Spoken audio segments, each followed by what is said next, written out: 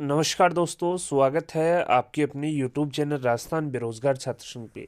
जिला शिक्षा अधिकारी मुख्यालय प्रारंभिक शिक्षा अलवर ने 5 मार्च 2024 को 246 नंबर आदेश जारी करते हुए मुख्य ब्लॉक शिक्षा अधिकारी समस्त जिला अलवर, कोटपुतली, बहरोड, खैरतल, तिजारा को पत्र लिखकर राजस्थान संविदा सेवा नियम 2022 के अंतर्गत लाए गए पदों हेतु संविदा कार्मिकों की एनपीएस कटौती को लेकर डायरेक्शन जारी किए हैं।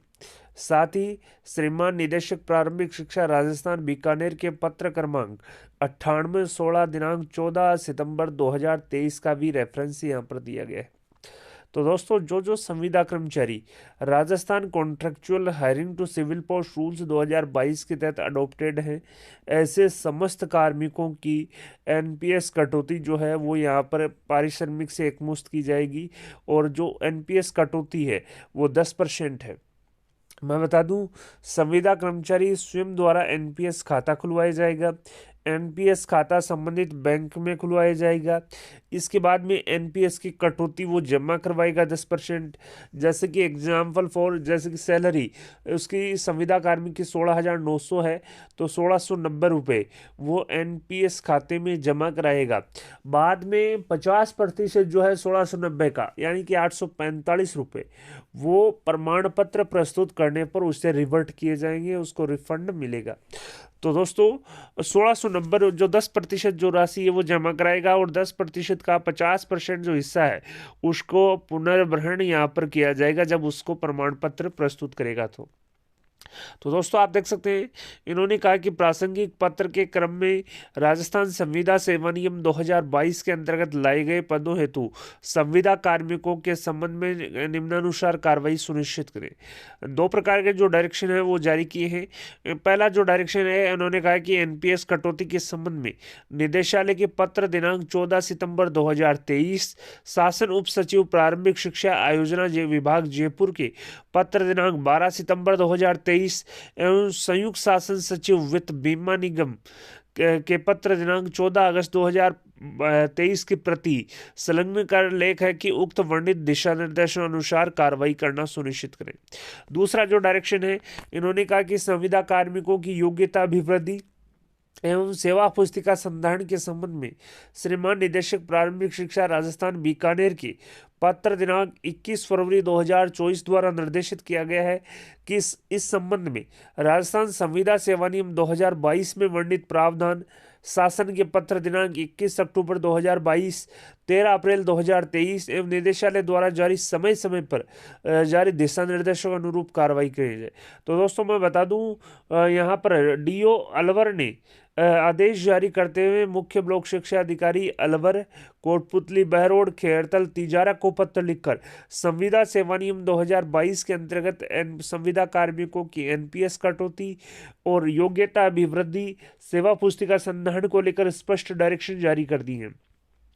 मैं बता दूं, यहाँ पर एनपीएस को लेकर 14 सितंबर 2023 को कार्यालय निदेशक प्रारंभिक शिक्षा विभाग ने भी एक पत्र जारी करते हुए डायरेक्शन जारी किए गए थे। मैं बता दूं, एनपीएस जो है वो 10% बिंदु संख्या जो है संविदा सेवा नियम जो सर्कुलर है कार्मिक विभाग का 11 जनवरी 2022 की जो अधिसूचना है संविदा सेवा नियम 2022, उसके नियम 13 के बिंदु 2 उपबिंदु 3 के अनुसार एनपीएस में संविदा कार्मिक द्वारा एनपीएस खाते में जमा कराई गई राशि का 50% राशि कार्मिक के मासिक पारिश्रमिक की 10% अद्यतन अनुज्ञेय होगी।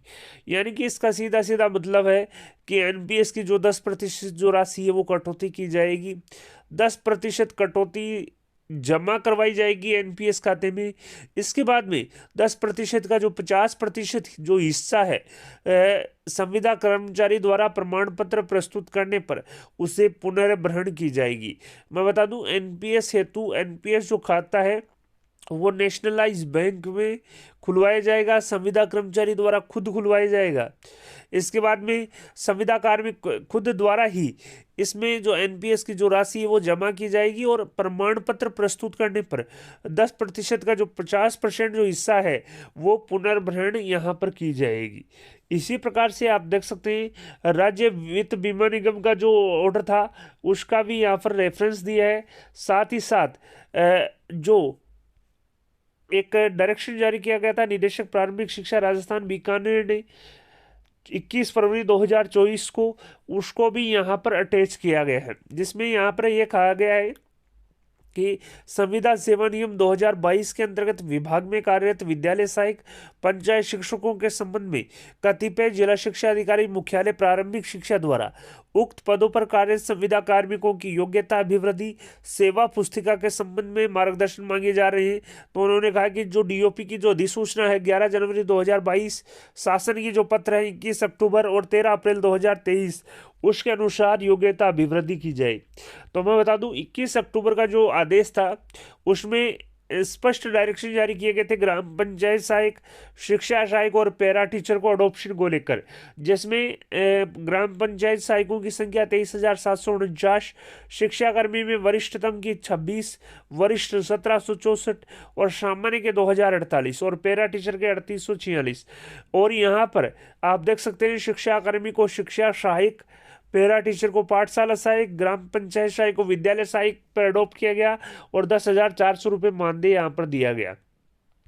साथ ही 9 व 18 वर्ष पूरे होने पर 18,500 और 32,300 रुपये मासिक मानदेय बढ़ोतरी करने की भी यहाँ पर जो है उल्लेख किया गया है। साथ ही इन्होंने कहा कि अन्य जो सेवा शर्तें हैं संशोधित दिशा निर्देश है कार्मिक विभाग और वित्त विभाग के जो पद परिपत्र हैं उनके अनुसार सर्जित होगी।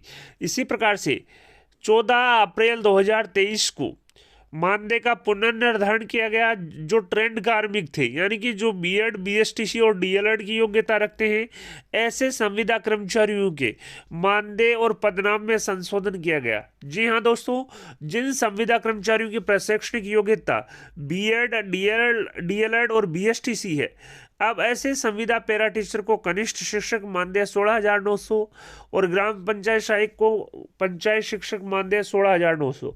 यानी कि इन्होंने स्पष्ट डायरेक्शन जारी कर दिए कि जो जो संविदा कर्मचारी बीएसटीसी, बीएड और डीएलएड है, केवल और केवल उन्हीं की योग्यता अभिवृद्धि करनी है और उन्हीं के पदनाम और मानदेय के संशोधन के आदेश जारी करने हैं।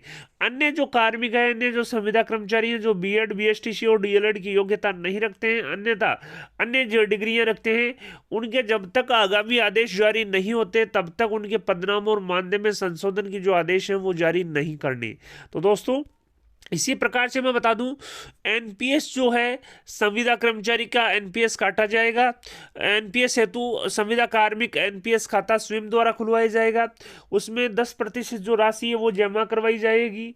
इसके अलावा प्रमाण पत्र प्रस्तुत करने पर 10% का जो 50% हिस्सा है वो उसको पुनर्भरण किया जाएगा। वीडियो पसंद आए तो अपने दोस्तों के साथ लाइक और शेयर करना न भूलें।